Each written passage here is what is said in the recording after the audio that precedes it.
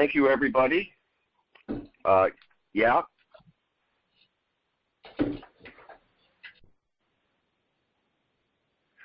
Thank you, everybody, for joining us. This is actually part 2 of Level 1 training for the Navigator.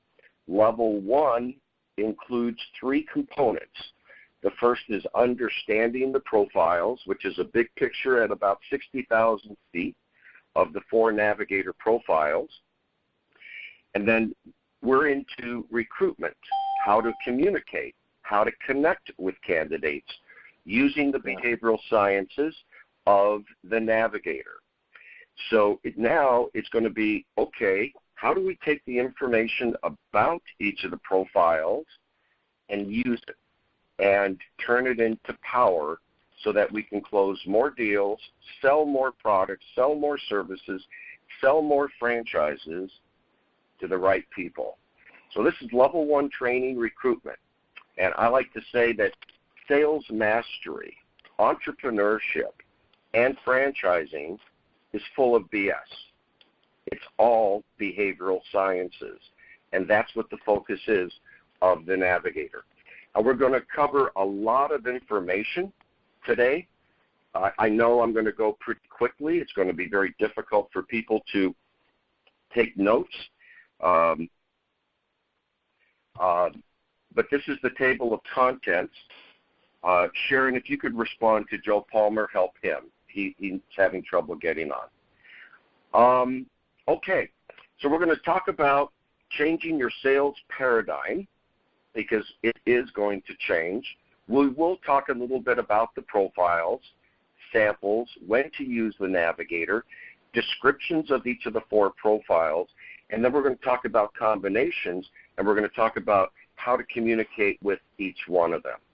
So we all know that successful sales is all about the candidates that you attract and how well you connect with them.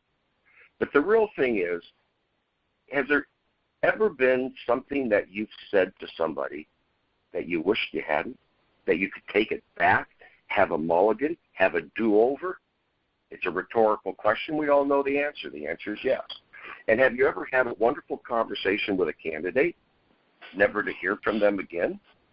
What that means is that you're basically pushing information at the candidate instead of conversing with them. And we'll show you exactly why that happens. We call it Navigator behavioral mapping. And it's because every person is wired differently. We are, just like computer software, we're all wired differently. We have different needs. We have different values. We have different decision-making processes. We have different people that we need to get consensus from. And if I could ask everybody again, please mute your phone so that we don't have any background noise, that would help tremendously. Thank you.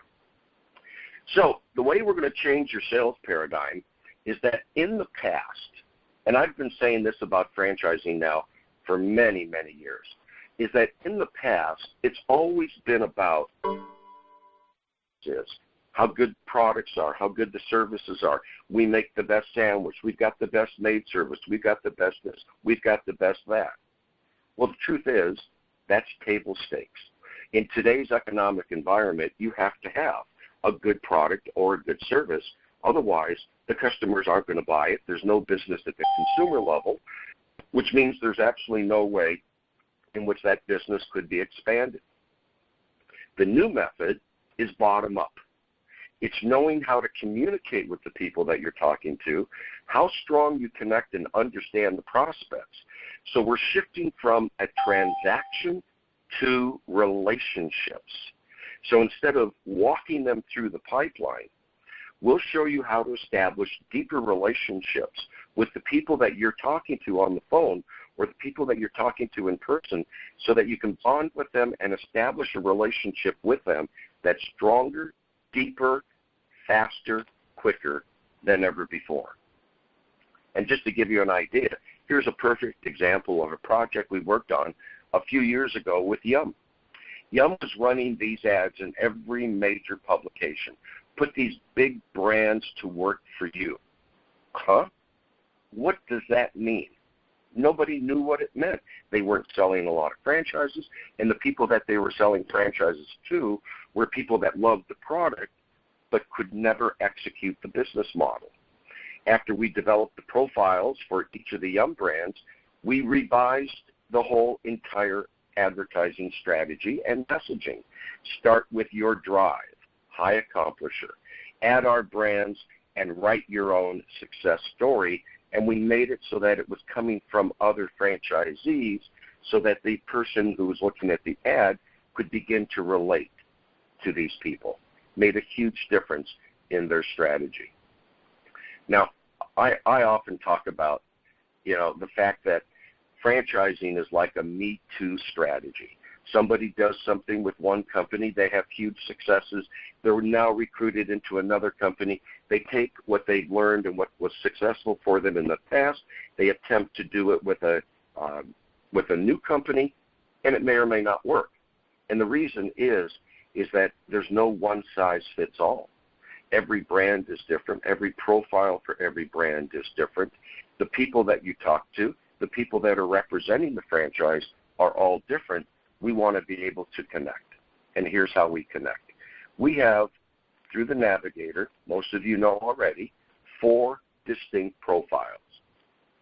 The accomplisher, which is the leadership and the drive. The influencer, which is sales communication. The associator, which is the interpersonal skills, the people attributes. And the contributor, which is leadership attributes. Everybody has all 4 profiles. They're all equally as important. So think of the Navigator as sort of a 4-cylinder engine. There isn't any one that's more important than the other. But everybody has a dominant, and everybody has subordinate profiles. And you're going to see that they rise. And when you start looking at Navigator results that start coming in, you'll see everybody's different.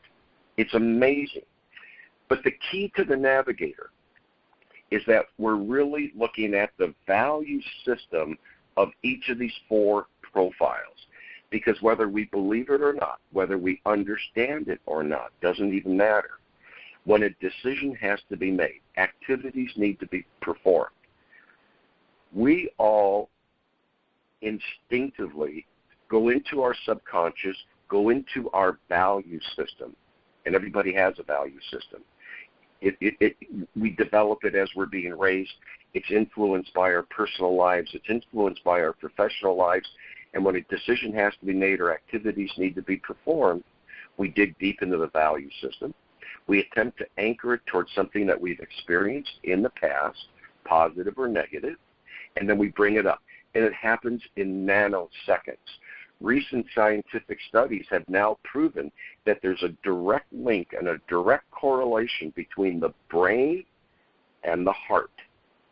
So if the heart of somebody isn't in the right place, or if they don't have information that makes them comfortable, they're not going to do it. They're not going to make the decision. They're not going to engage in the behavior. It's just not going to happen. So we know a lot about these profiles, and I would strongly recommend going back and reviewing the previous PowerPoint, the previous recording on understanding the profiles.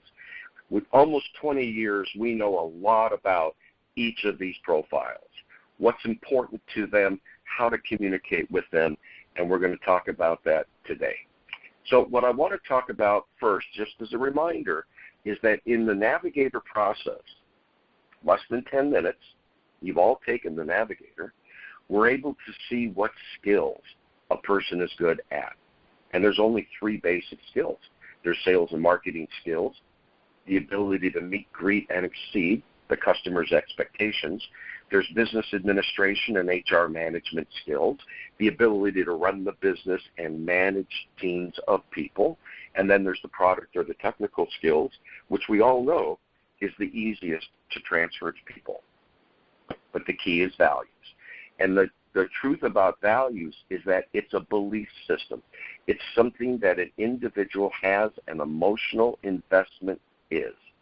And again, as decisions need to be made and as activities need to be performed and the result is behavior, that behavior is directly congruent to the value system. An individual, if they're true to themselves, will not engage in behavior that's inconsistent or incongruent with their value system. Over time, we've been able to validate that different profiles are good at different skills. So, for instance, the accomplisher and the influencer are very strong at the sales and marketing. The associator and the contributors are not. It's because the associator doesn't want to do anything, say anything that would potentially alienate them from being liked or being accepted. So remember, the accomplisher's value system is a sense of drive and a sense of achievement. The influencer's value system is they want to influence somebody's mind, somebody's decision-making process, somebody's buying patterns. The associator is a sense of belonging, a sense of association, and the contributor is a sense of enrichment. What can I do to enrich the lives of the people I come in contact with? So they are not good at sales and marketing. And the reason why the accomplisher is, even though they may not have influencer traits in their profile, is because they know how to hire the right people to do the job. The influencer is good at sales and marketing, but horrible at business administration and the HR management skills because they tend to have a very short attention span. The associator is good at the business administration on a limited basis with limited numbers of people. The contributor is a wonderful leader. And from the product and the technical skills, you'll see that they're all pretty good because that is information that can be obtained. So, but in addition to the skills and the competencies, it's really all about the values. So as we move forward and we talk about how do we communicate with them, it's values-based.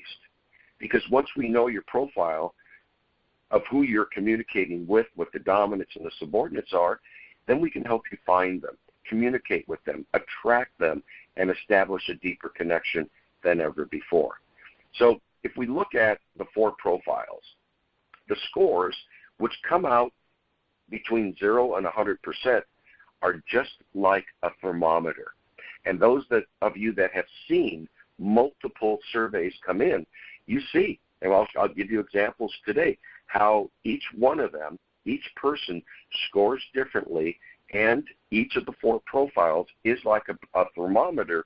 We can tell which ones play a stronger role than others. But more important, these are the values. These are words that resonate with each of the profiles.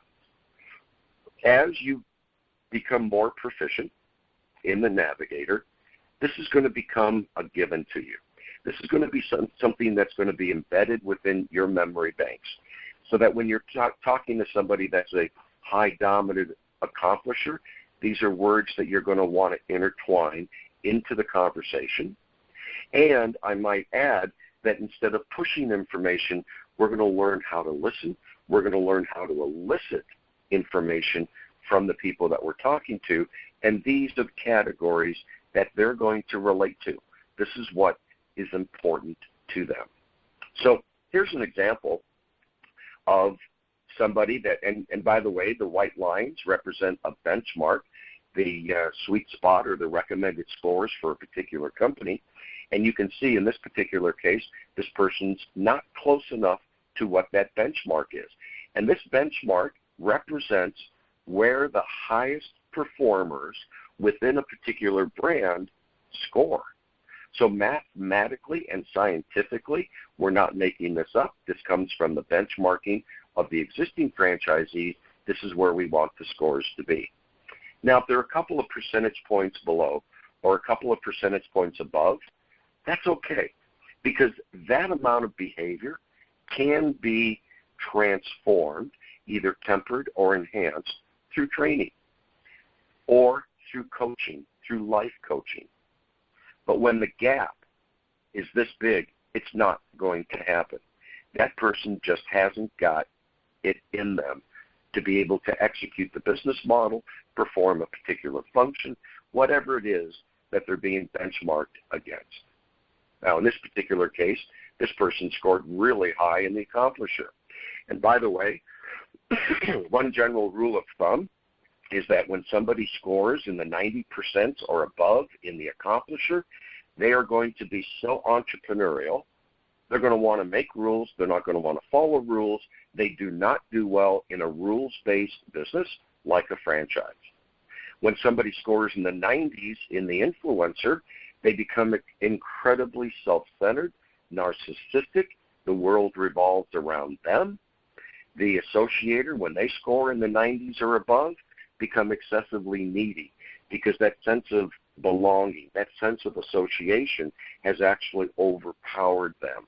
And when the contributors way up in the 90s, what happens is that sense of how can I enrich the lives of the people I come in contact with becomes so strong and overbearing, they'll tend to gravitate towards Habitat for Humanity, Greenpeace, Save the Whales, and if they're really up high, these are what we would jokingly refer to as tree huggers.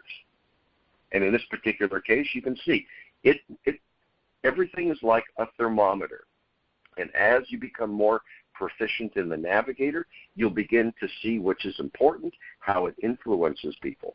By the way, one of the things we always look for is consistency. High score does not win. Low score does not win. We want moderate scores, but we also do not want to see peaks and valleys. That is a sign that something inside that person is troubling them. So when to use the Navigator? I would say 99% of our clients use it when a lead comes in. They have an initial phone call with them. Okay, here's the brand. Do a brand introduction. Here's what the investment is, so on and so forth. You begin to establish that relationship. Send them the Navigator. And you've got your intro emails, your introduction calls. You want to look at the Navigator results because if they're not the right profile for you, why spend all of the energy, the effort, the time, the money, and the resources trying to communicate with somebody that could never execute your business model in the first place? So we recommend it be done early on. So now let's talk about how do we communicate with them. How can we establish deeper relationships with each of these profiles? So if you remember from the PowerPoint of understanding profiles, the accomplisher is a smaller percentage of the U.S. population. They're the movers, the shakers, the executives, the leaders. Now, this is, again, assuming that they score, relatively high, but not real high. The fear, and we always talk and we'll always address the fears, because once we can get past the fears, the barriers start to break down in the communication process. They fear not being part of something that is either unique or the best. Now, on the continuum, on the thermometer, at 45%, it's starting. Anybody that scores below that should remain an employee, should never consider self-employment or business on their own. At 65%, it's starting. That whole drive for success is starting. At 90%, it gets a little too high. So it's safe to say the range from 65 to 85%, we will find in franchising, that's where most of the profiles occur.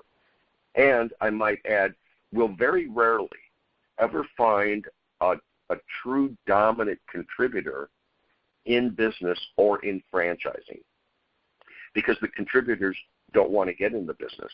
They gravitate towards medical sciences. They become doctors. They become nurses, academia, professors, teachers, because what they want to do is they want to enrich the lives of the people they come in contact with. Now, they'll also want broad contact. So as you're communicating with somebody who's a dominant accomplisher, okay, if you're the franchise sales representative or if you're the first touch point for them, they're going to want to talk and to meet everybody within the organization. So if you've got if you're talking to a candidate who's a dominant accomplisher, be prepared to have an org chart, an organization chart readily available so that you can start painting pictures to the accomplisher of how the organization is structured, because they need to see and feel the depth of the organization in their decision-making process. They may have concerns about direct day-to-day involvement and may want to be either a multi-unit or an absentee owner. And we'll share with you the profiles of what a multi-unit operator looks like versus somebody that runs a single unit. And they're going to have very high expectations of the franchise sales representative. So a miss-up in the follow-up could kill the deal. You know, I joke sometimes, and I cringe sometimes when I listen to the press release or watch the press releases and watch people talk about all the deals that they did. Oh, you know, this company just closed 6 deals last month or 5 deals the month before. I know for a fact, without even knowing for a fact, that what's really important are the deals that were left on the table because they weren't communicating and they weren't disseminating information properly to the candidate. So yeah, you know, even a blind squirrel will find an acorn once in a while. So yeah, if you've got a hot concept, or you've got something that's validated, people are going to walk in. It's whether or not you're bringing in the right people and the right profile that is really important. The dominant accomplishers want information on their own terms, generally at once. Do not piecemeal or refrain from providing them information. The minute they feel they're not getting information from you, they're going to do a 180 and they're gone. They're not interested. I can give you specific examples. We did a huge project with Jiffy Lube. They happened to have been using a pipeline automated system that had certain gates, that at certain points of the sales process, they would open up a gate, give more information, open up a gate, give more information. We changed all that. The only gate that remained was the one that gave out the FDD, the disclosure document to the candidate, because they were seeking a dominant accomplisher, and that accomplisher can assimilate information faster than all of the other profiles, and they want it on their own terms. Okay, come on. Okay, use these words. I can't emphasize it enough that for those of you that we've helped craft the verbiage and the messaging, you see how we've been able to integrate these words into the messaging. But as you're talking to them, these are key words. These are key words that somehow or another you either want them to speak, you want to elicit it from them, or you want to be able to communicate with them, because these are the words that are going to perk up their ears and attract their attention. So remember that the accomplisher, again, it depends upon where the scores are, wants to be an empire builder. These are the people that can see the big picture. And the reason is because the accomplisher can multitask.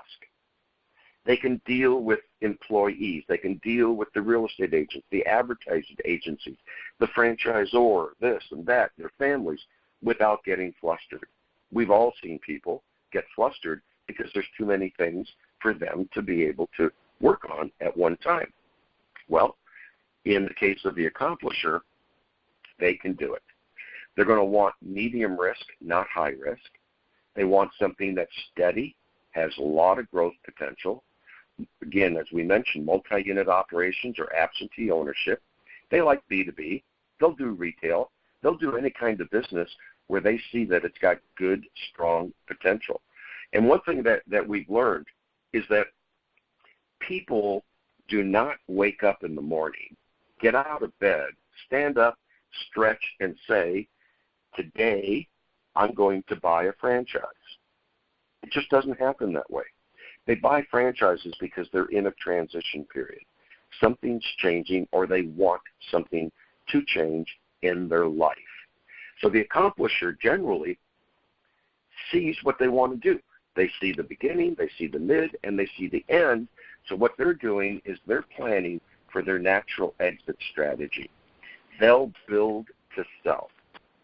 And they may do it with a portfolio of franchises. You might not be the only brand. Well, one of the things that the accomplisher is going to do is they're going to hire people to do the detail. They're not going to micromanage their people. They're going to manage by exception. In other words, they have parameters of what's acceptable, what's not acceptable, and they don't step in until something's gone beyond those parameters. And they hire based on competencies and skills. Now, this is a very important point because you'll see some of the other profiles don't do that. So the accomplisher needs to understand how much control they're going to have over their own business. And in reality, those of you that are involved in franchising, you know, we call franchise operators by different names. Some say franchise partners, some say franchise operators. Doesn't really matter. I do not like to use the word partner, although I understand that there's a esoteric meaning to using the word partner. But in franchising, signing that franchise agreement is really no different than going to motor vehicles and getting a driver's license. There's a test you have to pass. And you have to obey the laws, abide by the laws, and if you don't, it's taken away. And then once that driver's license expires, there is an option to renew. So in reality, the franchisees don't really own or control their businesses. They do if they're independent entrepreneurs, but not in franchising. They need to be able to understand what's acceptable, what's not acceptable, where they're going to be able to contribute, and where they're going to have to follow the formats and follow the directions. They're going to need to know what the expectations are of your company. So when you're communicating with somebody who's a high dominant accomplisher, that's something they're going to need to know. And they're going to want to know how much direct influence on policy they will have or not have. And they need to understand that the franchisor is going to watch over them. Now, this is one of the problems in the paradigm of franchising, is that franchise business consultants that go out and call on the franchisees generally are doing it to police the franchisees and to work with the franchisees from an operations, a procedure, a tactical, and a process basis so that they can up their performance. But those of you that are franchisors and those of you that have worked with franchisees, you know that by sending somebody out and retraining and training again and doing doesn't really lift sales. It does not have a direct impact because there's going to be a point where the accomplishers are going to learn as much about that business as they need to, and in some cases more so than the franchise. So there's other ways in which we can lift sales, which is one of the reasons why we've developed our life coaching division, because it's blockages, it's barriers that are preventing success that have absolutely nothing at all to do with operations, procedures, tactical, and processes related to the business model. Now let's talk about the influencer. Influencer is very different, very, very different.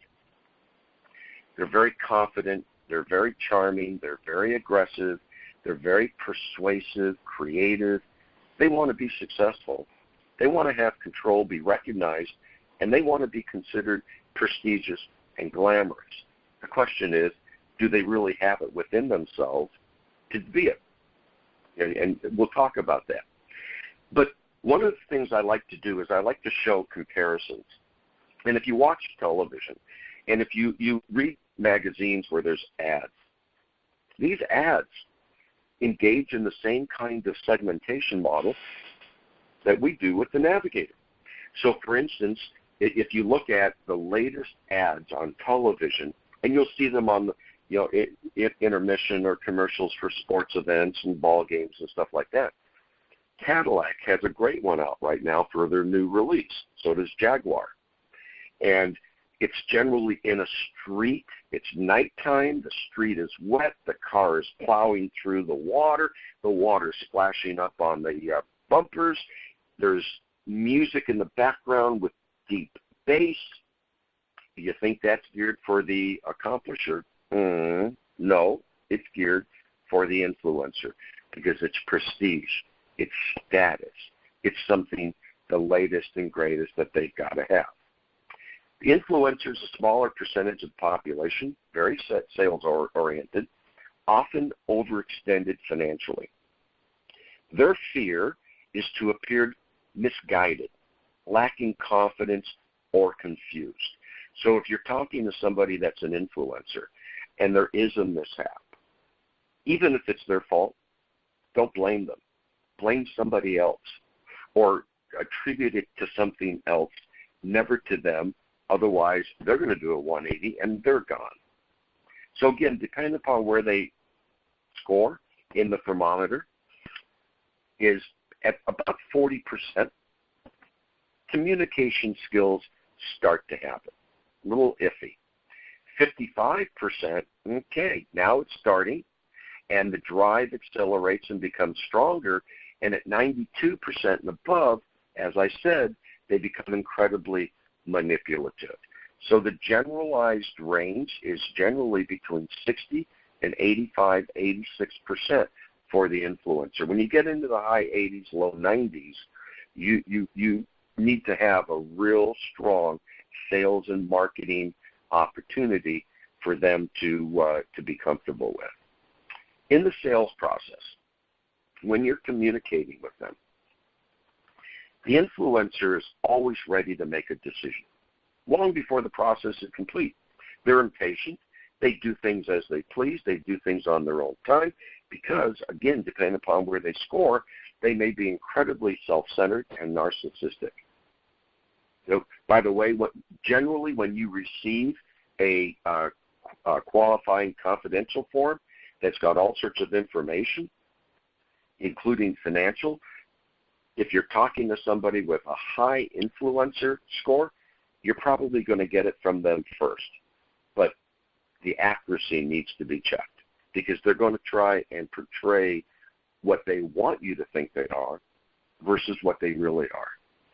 The influencers, because they have a very short attention span, won't do the work. They're not going to do the deep dive and contact franchisees and do the work that needs to be done. And they're going to overcommit. They'll tell you they want 20 locations all at once. I remember when we first started the Navigator years ago, we made the commitment that we would create a single unit profile and a multi-unit profile. And you have the ability to toggle back and forth in your control panel because oftentimes when the influencer comes in and says, okay, listen, I want 20, but in reality their profile says they're better suited to be a single unit operator, you know for real. However, there are cases where somebody comes in and says, I want a single unit, when they've really got the profile to be a multi-unit operator, and what's holding them back is access to capital. So you have that ability to go back and forth and toggle between single unit and multi-unit. The influencer, because it's all sales and marketing, they're only going to focus in on the best possible results.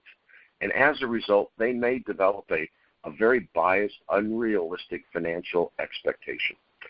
So when you're talking to and you're communicating with somebody that has an influencer, either as the dominant, which is probably not going to be the case, but as one of the top two of the subordinates, then you need to ensure that they really understand what the financial expectations are.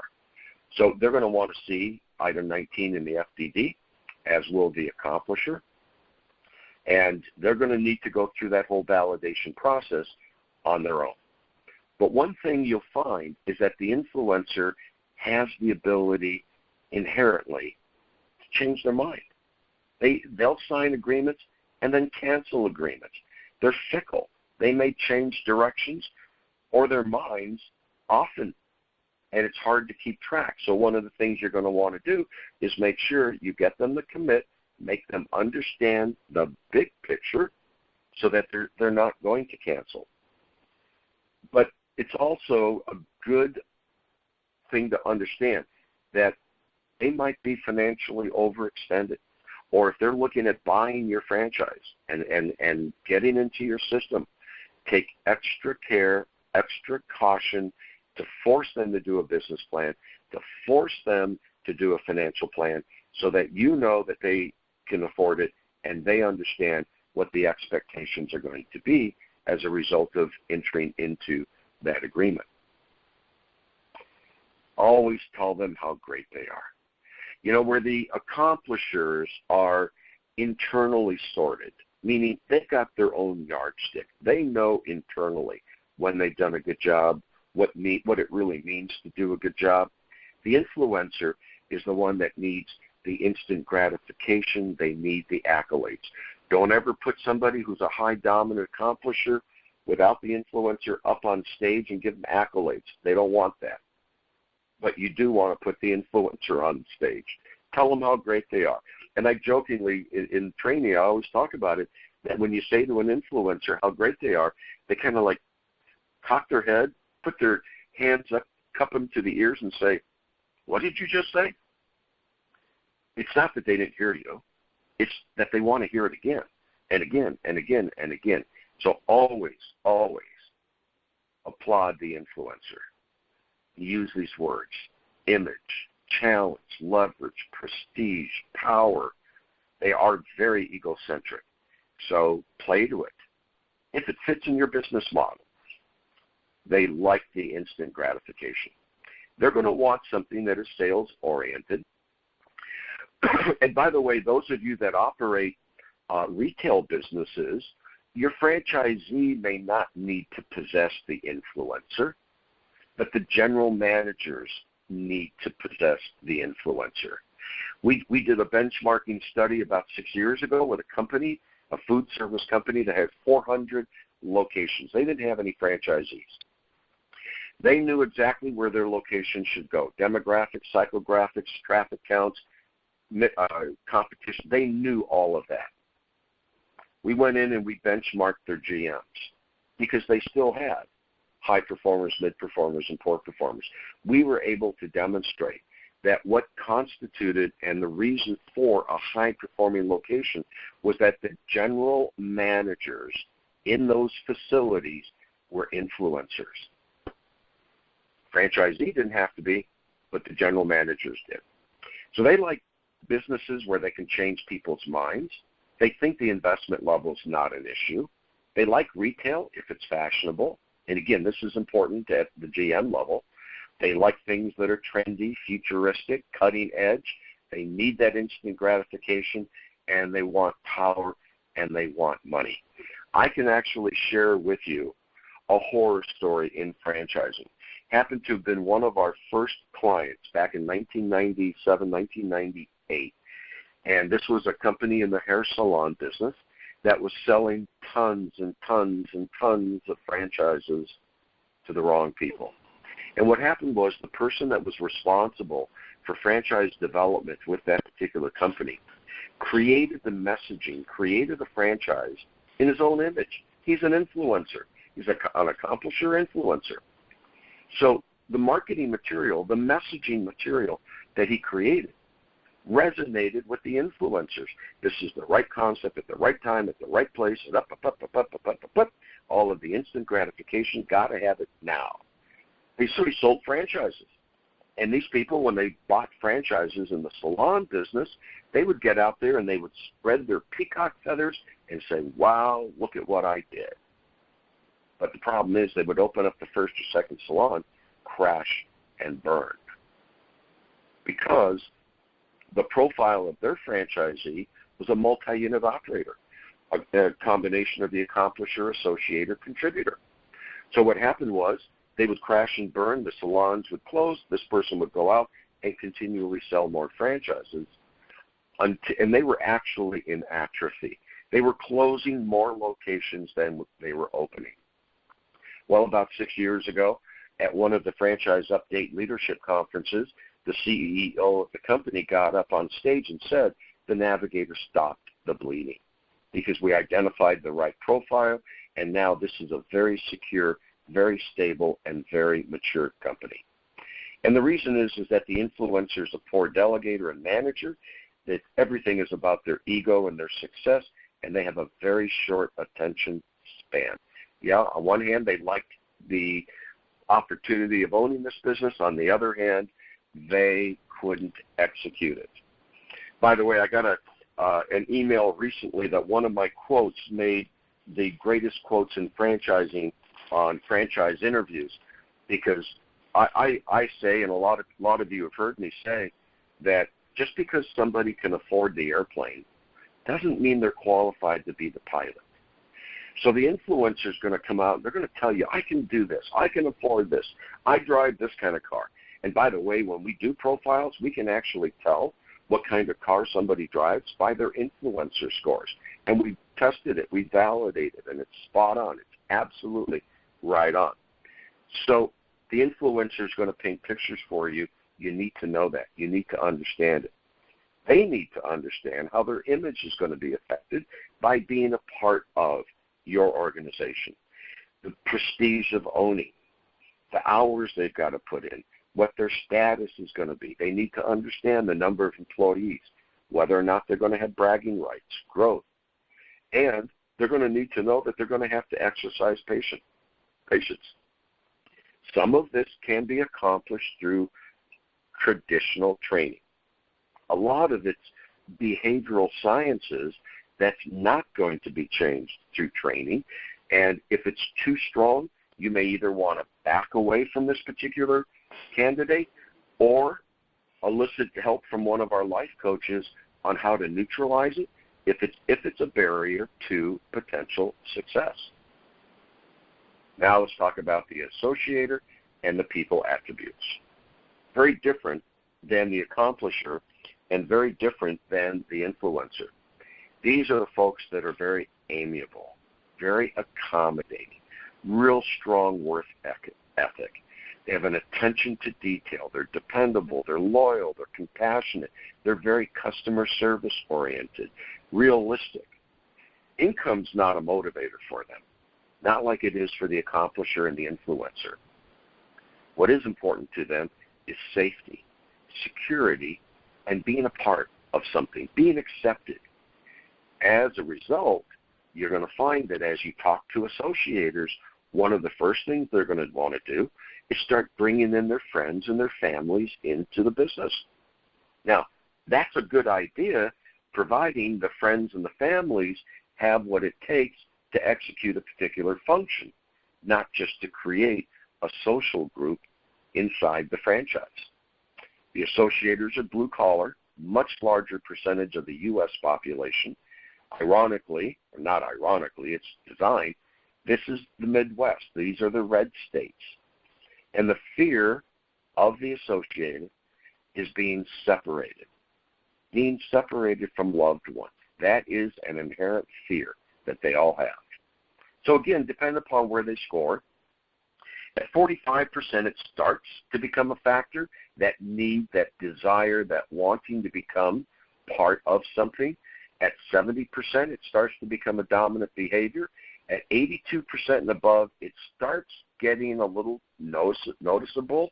And as I mentioned, when it's in the 90s, when their scores are in the 90s, that whole desire to be a part of something overtakes them, and they become excessively needy. They need a lot of hand-holding, a lot of touching, feeling, support.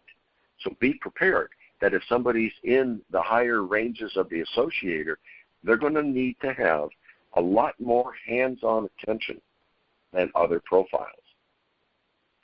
In the sales process, they thrive on and need constant contact, routine contact. So if you're using a pipeline, or if you're engaging in a drip email campaign, this is the kind of person that you're going to want to communicate with on a regular basis. And you're going to want to be in touch. Every time they open up an email that comes from you, it's like their heart starts throbbing because you like them and you want to be a part of their process. And that's a very important part in connecting with them. And they're going to develop strong relationships with you.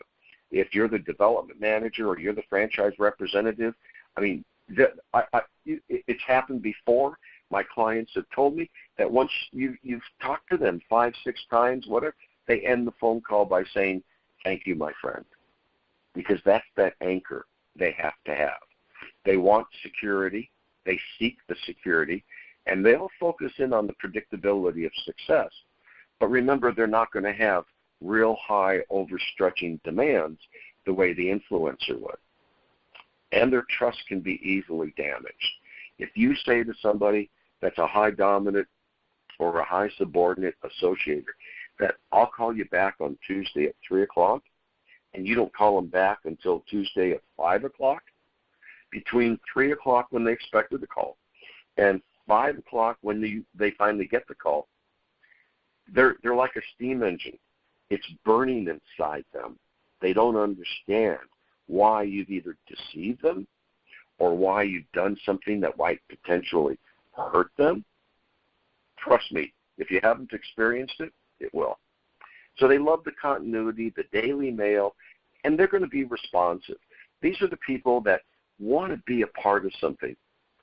I've tested this out with like 10 or 12 of our clients, that when they have all their franchisees in a room, whether it's a conference, a meeting, whatever it might be, whenever there's a break, I don't know what it is that's inside the associator. It goes much deeper in behavioral sciences than I know after 20 years. But they all seem to gravitate toward the back right corner of the room. It's like a magnet. Boom. They all gravitate towards that room because these are the people they want to associate with. So they like build their own little club within an organization. So as you build your distribution system, as your franchise system grows, what happens is that keep an eye on people that have very similar associator scores. And if they're high performers, you want them talking to other associators with similar scores because they'll latch on to each other. It's almost like a subconscious mentoring program. And by the way, next time you go into a family-oriented restaurant or a Houlihan's or a Fridays or something like that, look at the seating because the seating has been designed for the different profiles. So, for instance, when you walk in and if there's a bar, you have high-top tables with stools. Well, that's for the influencer because the influencer wants to be seen. In the center of the dining area, you have normal tables. That's where the accomplishers are going to sit because the accomplishers looking at this entire restaurant 360 degrees, they're timing the length of time it takes a server to greet them, they get their water, their orders placed, so on and so forth, and then look in the corners. When you look in the corners, you look in the outlying areas, that's where the associators gravitate because they generally come in groups and they want to stay with the group. They don't want to be involved or interfered by anybody else. These are the words: God, loyalty, they have a deep belief system, security, family. If this is what your concept is, this is what you want to promote so that you bring in like-minded people. Passion, teamwork, dependability, relationships. This is what needs to be integrated into your communication process. They need to be able to hear it. Service-oriented businesses, low-cost, hands-on, few employees, they can't multitask a lot, so they're going to include friends and families or people that they can trust. They don't like management duties, that although they will accept it because it's part of routine. They'll have a great relationship with customers, and they want an industry with minimal change. They need to understand they may want more support than what is offered, and it's important that you clear the air. When I've asked to participate in expert testimony litigation support, when there's conflict between franchisees and franchisors, and by the way, I represent both sides, it's generally because there's unfulfilled expectations. The conflicts occur because somebody expected something to happen and it didn't happen, or vice versa. So with an associator, it's important that you paint the picture and make it really clear of what is and isn't going to happen. We're not going to spend a whole lot of time on the contributors, although I will say you're probably most likely not going to come across a dominant contributor because, as I said, they gravitate towards the sciences, the medical sciences, academia, public service, things like that. But as a subordinate, either as the first subordinate or the second subordinate, it's a contributing factor to being able to provide leadership. These are honest, loyal people. These are the people. I'll give you a for instance. One of the professors, the psychologists that helped us develop the Navigator years ago, this must have been 96, we were working on a consulting project, and we were testing other profiling and assessment tools. And we happened to have been in a hotel room, and we were getting ready to say goodnight and whatever. And I looked at him and I said, that really is a fabulous tie you've got on. This is back in the days when we wore ties. Do you know he's such a high contributor? He literally took the tie off and said, thank you, it's yours. That's the contributor. The contributor will go out of their way. They're highly educated. They will not be tricked. They will not be manipulated. So if you're talking to a multi-unit operator where the contributor is either the second or the third subordinate, be prepared to paint a real clear picture because they're going to want it. And as I explained, at about 65%, the contribution begins to take effect. Below that, the sense of contribution's not there. It's just not part of their value system. They want a lot of information, link them to existing franchisees with similar backgrounds, similar profiles. They will appreciate the contribution part of the business, and they'll look at every functional area of the business very closely, like through a microscope. They're not going to make a decision fast. So in your timeline, stretch it out a little bit if that contributor is a high aspect in their profile, because they're not going to be manipulated to make a decision. And again, the dominant contributors generally do not want to be business owners. Use these words, either integrated in your messaging, integrated into your conversations. You don't need to get into political conversations with them, but as you're going through each of these profiles and you're going through each of these candidates, look for the dominants, look for the subordinates, and start asking them questions. It's a safe bet that if they're within a certain age range and they're an associator, they're going to be very strongly entwined with the sports teams in the markets that they live in. So if it's the Minnesota, they're into the Vikings, and they're the ones that are going to wear the Vikings outfits. Chicago is the land of the associator contributor, and that's why they put 41,000 people into Wrigley, even when there isn't a good team on the field. And everybody's wearing the Cub outfits and waving the flags and all sorts of things. And it was the associator part that made Harry Carey so special, because he really wanted to be and wanted everybody to be a part of the team. They're going to want something that's inspirational, educational, transformational. They're going to want something where they can contribute. If it deals with the health or the environment, that's great. Consulting, teaching, medical, healthcare, public service, contributors a strong part. And they need to understand how they're going to fit into the team. So as you're talking to them, as you're communicating with them, paint pictures, show how they can make a difference, and explain to them the variety, the growth, and all the various different aspects of your value proposition of your franchise. And they're great at contributing to building relationships, not just with their own people in their own business, but also with corporate.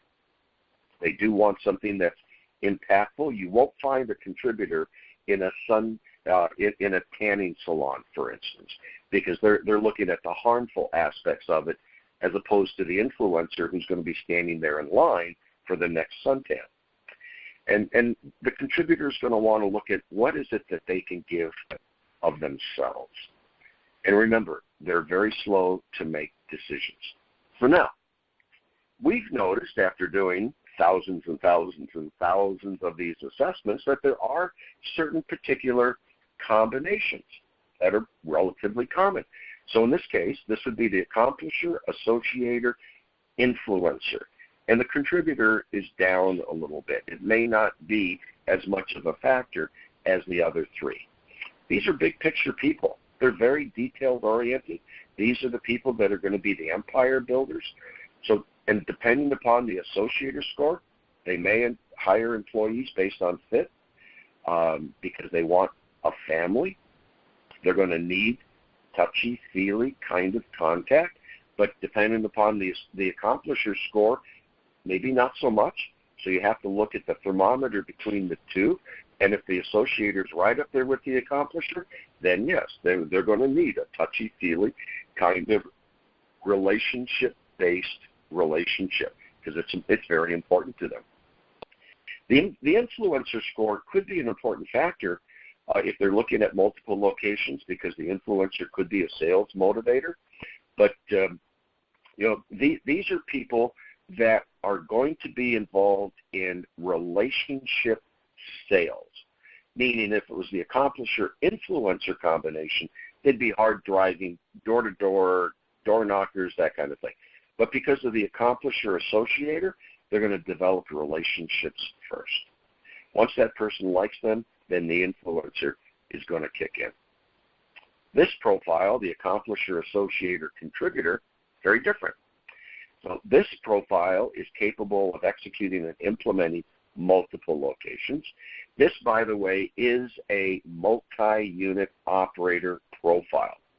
That being said, on a generic basis, it's still the recommended scores for each of the concepts for each of the franchises we work with that differentiates them.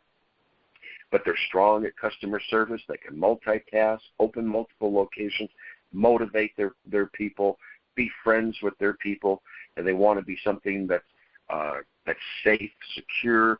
And again, the key, even though it's the fourth and the third subordinate, the influencer is leadership.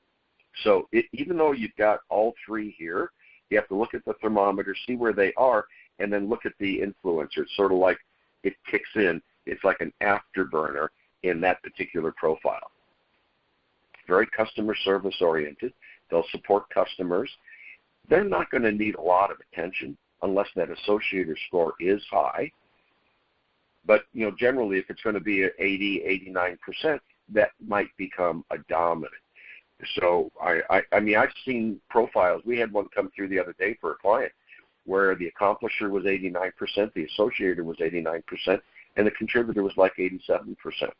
That's the kind of person where you just want to stand back and watch. Now that's a dynamic person, and it actually was impressive. It's the kind of person that would build portfolios, meaning they would own multiple franchises with multiple brands. The accomplisher, influencer, associator, a little different. So this is a sales and marketing kind of person, and again, it depends on the influencer scores. If the associator score is low, the influencer will take over. If the associator score is right up, it will balance the two, and there'll be more relationship building. But if that associator score is not up there, even though it's the second subordinate, then the accomplisher influencer, depending upon the scores, could turn them into a lone ranger. And they're best off being left to their own devices and motivations. Not generally a good franchisee in a group setting, but if they have a market and they're responsible for developing that market, they'll do a pretty darn good job at it. So again, be very careful with high influencer scores because they're not going to provide you with accurate financial information because the image that they want to present to you is important. And again, they want the latest and the greatest. And the high-end accomplisher will neutralize the influencer. So you have to look at, again, that thermometer and see which one's outweighing the other, which one's more dominant than the other. The associator, accomplisher, contributor, very interesting because the associator, accomplisher, contributor is the kind of person that generally the accomplisher is the dominant, but if the associator is the dominant and the accomplisher is right there with it, then this is really going to be a people kind of person. And they're going to drive interpersonal skills. They value being part of something. They're going to want a franchise that is high touch, low tech. So be prepared that if you have a dominant associator, they may need a little bit more attention. especially in the sales process. Anytime you're dealing with somebody that's either a dominant or the top subordinate is the associator, they need a lot of hand-holding, a lot of touchy-feely, a lot of trust building. Communicate with them. Communicate right to their values and their belief system, family, church, sports teams, and ask them, how will you know when you found the right franchise? Is it something that you hear? Is it something that you feel? Is it going to be something that you see? And it's all based on familiarity and trust. So the more you ask of them, the more you listen and elicit information, the more they're going to trust you. And they'll go out of their way to be liked and accepted if it's a dominant associator. Very people-oriented, very empathetic, sometimes too much. And they will be a motivator and team player unless the accomplisher scores are higher than 90%, in which case they should not own a franchise. You don't want them as your franchisee when the accomplisher is 90% or more. And here we have the influencer, accomplisher, associator. All I can say is when you see this kind of profile, get out of their way. Depending upon where the scores are, because the influence is going to be very strong. So you need to find out from them what's important. How do they make decisions?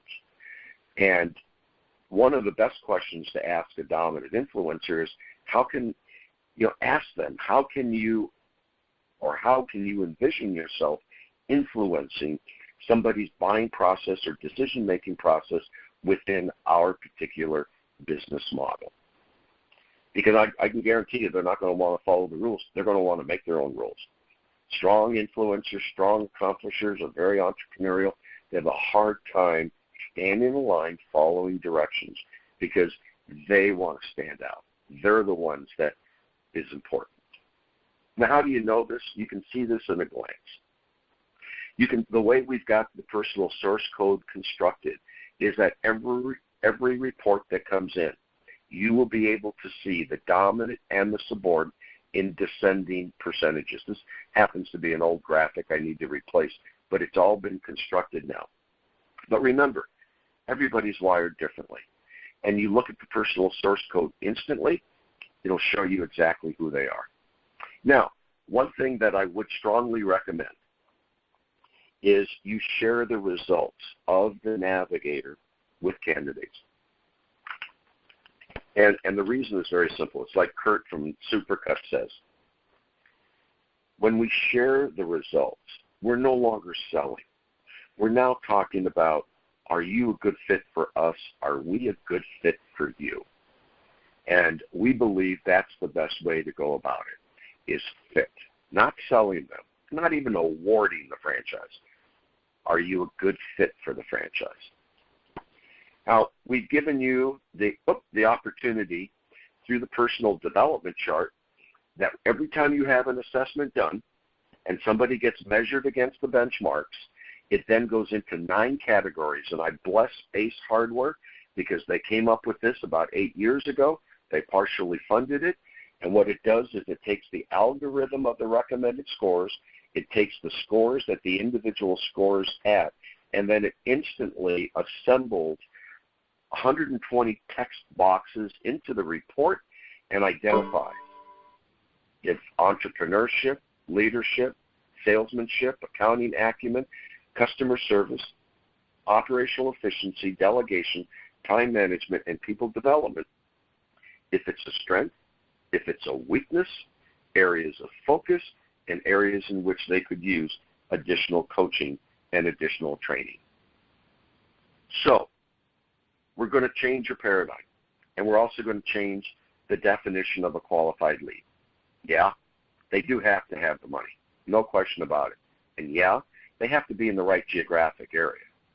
But you need to know if they've got the right skills and the right values and the right behavior to execute your business model. So your recruitment strategy is, if you're a client, we've already benchmarked. We've helped you in terms of creating the strategy. The candidates come in. They get screened against your particular profile that's unique to your brand. And now you've got candidates. And you'll also notice that in the personal development chart, it's all customized to you and your brand for green light, yellow light, and red light. Green light means they score in all 4 profiles in the recommended scores. Yellow light is acceptable. They're close in some of them. And red is caution. There's too much of a gap for them to be successful in your business model.